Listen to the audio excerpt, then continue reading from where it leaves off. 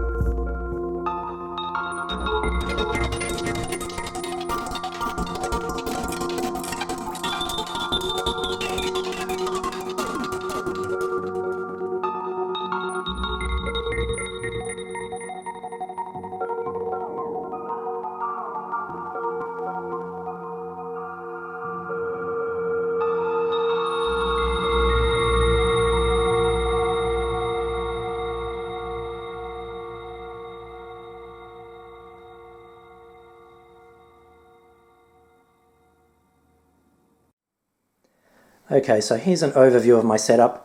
There are three main pieces of equipment.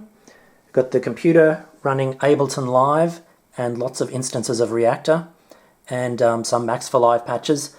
The audio slices you can see on the screen at the moment are from the 3 tracks I just played. Though you'll note I framed the computer out of the performance video because I didn't need to look at it. And obviously, if you can avoid looking at the computer or having to touch it at all during certain kinds of performance, that can be a plus for audience engagement. Here I've got the Novation Remote 25SL. The important thing to note is that though it's got a piano keyboard, I don't actually use any of those keys for playing the piano. I've got the M-Audio Keystation 49 for that when I want to just play piano style synth. But these keys here are connected to effects and gates on the tracks, and the black keys I can assign freely to various loops, triggers, one-shots and things depending on the track. So this combination of the Novation Remote and Ableton Live and Reactor is something I've been using for about 8 years.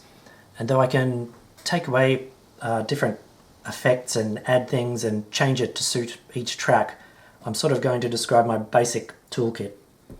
So I've got 6 audio channels, plus a keyboard channel and a master fader, and I try to keep what's on channels 1, 2 and 3 at least consistent. Channel 1 is for the drums, channel 2 for the bass, channel 3 for sort of the core material of the track, or it says rest on here, or the melody. Now channel 4, if it's a remix, I might have vocals, so I put them there. Otherwise it's up for grabs. And then 5 and 6 I call special effects 1 and 2, and they're also up for grabs. Now I'm going to start off the track I was just playing, Lenticular Cup.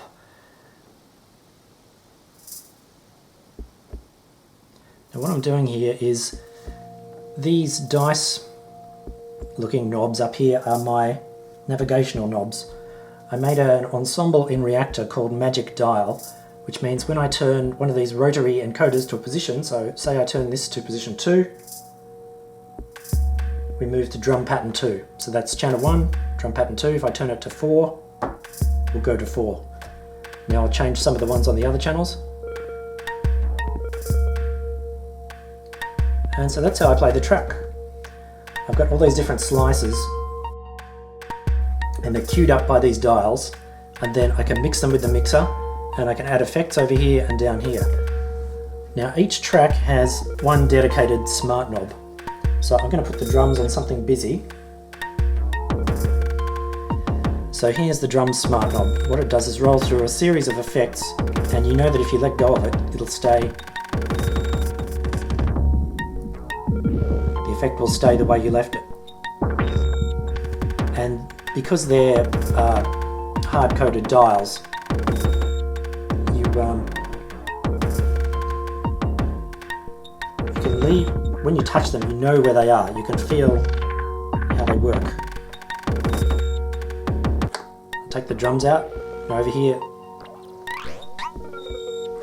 so this is the smart dial on track 4. Now this track doesn't really have a bass, so actually it's just got the little clicks on track 2. But you can hear them being ring shifted here.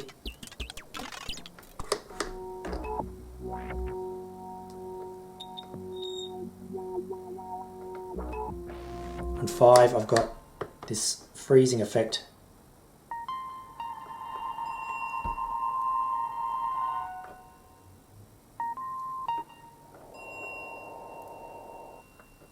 So that's how the smart dials work.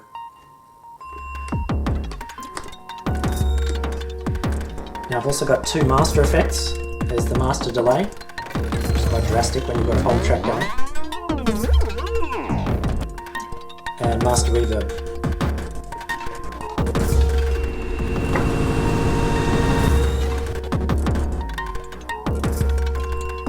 I've also got master effects on these white keys. So this one's stutter editing. This is sort of a scratch thing.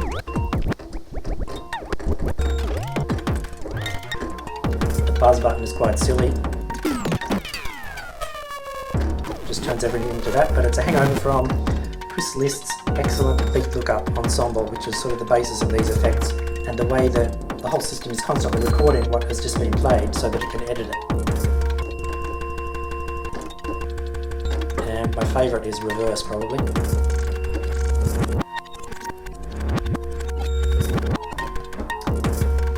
So I'll stop that now.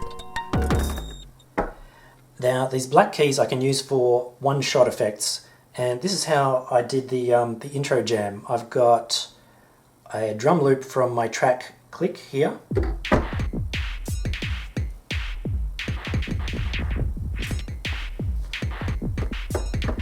And these drum pads, they do jump editing. It's not quite obvious at the moment because I'm in the beats. Anyway, so I've got the drum loop there, play along with the keyboard while that's going. And then I also got a loop over here from, this is a track by Argento called Vampy, which I really like to mix into lots of different things because it has a quite strange sort of eldritch quality. She's got an unusual voice, and there's that funny chord progression floating around above it. It's good to mix into lots of different things. Oh, and I forgot to mention the joystick, which is one of those quite drastic effects that can totally destroy everything, but in discrete uses or on a track that has fewer elements running, perhaps like this one, it can be quite fun. Or you can, sometimes I assign it to other effects depending on the track, so sometimes it might be the X and Y coordinates of an effect in Ableton Live. And that's how this works.